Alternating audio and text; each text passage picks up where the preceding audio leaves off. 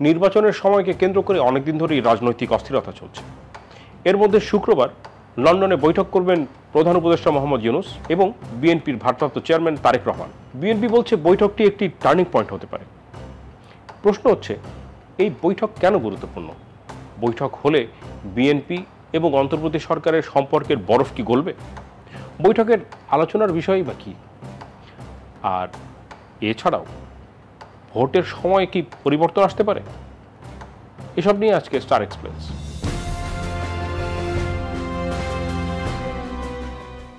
অন্তর্বর্তী সরকারের প্রায় শুরুর থেকে বিএনপি বারবার করে বলে আসছে নির্বাচনের একটা সময়সীমা বেঁধে দিতে বা একটা নির্বাচনী রোডম্যাপ তারা চাইছিল।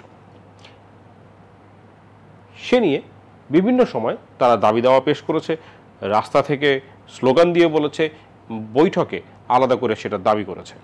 এবং প্রতিবারই যখন মোহাম্মদ ইউনূস ডিসেম্বর থেকে জুনের মধ্যে যে কোনো সময় এটা যতবার বলে এসছেন ততবার বিএনপি থেকে বলা হয়েছে যে এটা আসলে কোনো রকম রোডম্যাপ না এবং আমরা এটা নিয়ে খুব একটা খুশি না। এছাড়াও অন্যান্য বিষয় বিএনপির সাথে সরকারের টানাপোড়েন বিভিন্ন জায়গায় লেগেই ছিল। অন্তর্বর্তী সরকারের শুরু থেকে যেহেতু ছাত্র উপদেষ্টা আছে ওখানে এবং তাদের একটি অংশ আবার এনসিপি দল ফর্ম করেছে, সেজন্য বিএনপির এই নিয়ে এক রকমের আপত্তি বরাবরই ছিল। এখনও তাদের একটা দাবি হচ্ছে যে ছাত্র উপদেষ্টাদের যারা ছিলেন সরকারে তাদের পদত্যাগ করতে হবে। তবে এটা ছাড়া এই সরকার এবং বিশেষত প্রধান উপদেষ্টার এক রকমের যে দুর্বলতা আছে ছাত্রদের প্রতি, সেইটা অন্তত নিরিখে রাখা দরকার যখন নির্বাচনের রূপরেখা, নির্বাচনের যে একটা রোডম্যাপ সেইটার কথা চিন্তা করা হয়।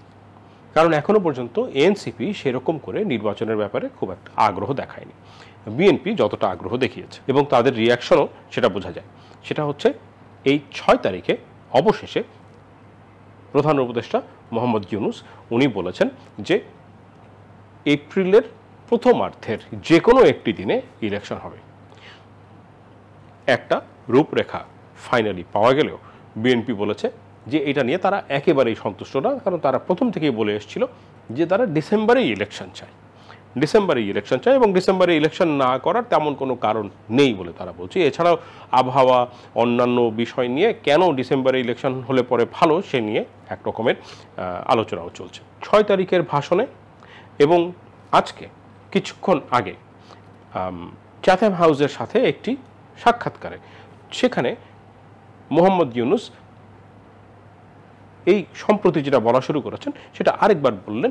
সেটা হচ্ছে যে অন্তর্বর্তী সরকারের মূল কাজ 3টা: সংস্কার, বিচার এবং নির্বাচন। এর আগ পর্যন্ত উনি ক্ষমতায় আসার পর থেকে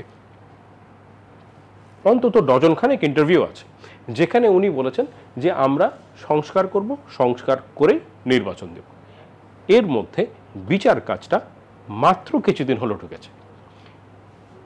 এখন বিভিন্ন মহলের কৌতূহল হচ্ছে যে এই যে বৈঠক করতে যাচ্ছেন তারেক রহমান এবং মোহাম্মদ ইউনূস, সেখানে কি নিয়ে আলোচনা হবে? একদিকে বিএনপি যেরকম বলছে যে এটা টার্নিং পয়েন্ট হতে পারে, অন্যদিকে সি এর প্রেস সেক্রেটারি শফিকুল আলম বলছেন কোনো কিছুই আসলে এজেন্ডার বাইরে না, যে কোনো কিছু নিয়ে আলোচনা হতে পারে এবং সেটা হতেই পারে। তবে ডিসেম্বর ইলেকশন নিয়ে যে আলোচনা হবে সেই ব্যাপারে কোনো সন্দেহ নেই। একরকম কানাঘোষা শোনা যাচ্ছে যে দুজনের মধ্যে একরকমের দর কষাকষি, একরকমের নেগোসিয়েশনের পরে হয়তো এরকম হতে পারে যে ফেব্রুয়ারিতে ইলেকশন হয়ে যাবে। হতে পারে সেটা নেগোসিয়েশন কীরকম হয়, কি আলোচনা হয় তার উপরে নির্ভর করবে। এছাড়াও আরেকটি বিষয় যেটা নিয়ে আলোচনা হবে নিশ্চয়ই, সেটা হচ্ছে এই যে সংস্কার বলতে আসলে কতটুকু কি বোঝানো হচ্ছে, আর অন্যদিকে বিচার বলতে আসলে অন্তর্বর্তী সরকার কি বোঝাচ্ছে। এটা কি কোনো একটি কেসের পুরোপুরিভাবে ভার্ডিক্ট হতে হবে, সাজা হতে হবে, কোন পর্যন্ত গেলে পরে বিচারটা হচ্ছে বা হয়েছে বলে ধরে নেওয়া যেতে পারে, সেটা একটা বিষয়। আর অন্যদিকে এই যে সব মিলে সংস্কারের সব বিষয়গুলো একসাথে করে একটা জুলাই চার্টার করা হবে, এই জুলাই চার্টার নিয়েও নিশ্চয়ই আলোচনা হবে যে এই ব্যাপারে আসলে কীরকম আশা করছে অন্তর্বর্তী সরকার, কি করতে চায় তারা, তাদের প্রত্যাশা কী।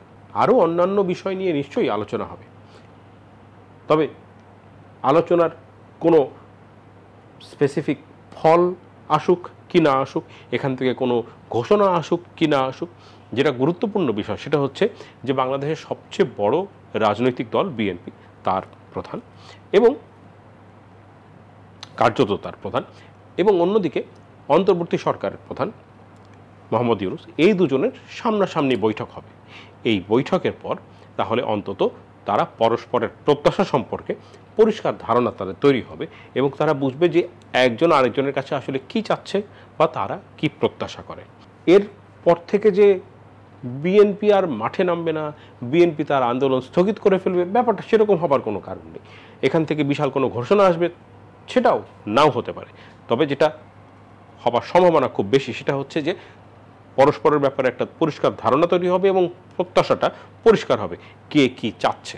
তাতে আসলে দুপক্ষেরই, অর্থাৎ বিএনপির এবং অন্তর্বর্তী সরকার, তাদের দুপক্ষেরই এটাও জানা হবে যে অন্যজন তাদের কাছে কি চায়, কতটুকু কি প্রত্যাশা হয়। যেমন প্রফেসর ইউনূস নিশ্চয়ই বলবেন যে ইলেকশনের ব্যাপারে বিএনপির কাছ থেকে তাদের কোঅপারেশন চাইবেন, আবার অন্যদিকে বিএনপিও নিশ্চয়ই দাবি করবে যে অন্ততপক্ষে আরও কিছুদিন এগিয়ে আনা হোক ইলেকশন। এই যে দুপক্ষের পরস্পরের কাছে প্রত্যাশাটা আর একটু পরিষ্কার হবে এবং ধারণাটা ক্লিয়ার হবে, এটাই এই বৈঠকের সবচেয়ে তাৎপর্যপূর্ণ বিষয়।